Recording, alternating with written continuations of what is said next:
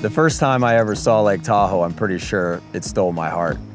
And I've been here for 20 years now. I've met my wife here, met my best friends here, and honestly, I feel like it's where I really grew up.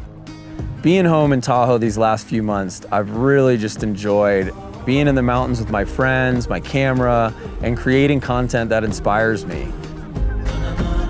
So I really love the Manfrotto Befree 3-way Live Advanced. It's the first travel hybrid tripod, and that really changes the game for a small, lightweight solution that you can take anywhere and capture both video and still content.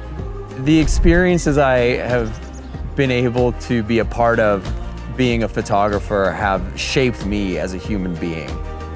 Whether I'm chasing light, chasing weather, chasing people, creating and showing these moments, it's the way I feel inspired to tell my story to the world. I think about photography, I would say, probably like 90% of the time in my life. It's actually, I don't think it's healthy. I'm Rashid Danoon, and I'm a travel photographer and director, and being behind a camera is just one of my favorite things on this planet.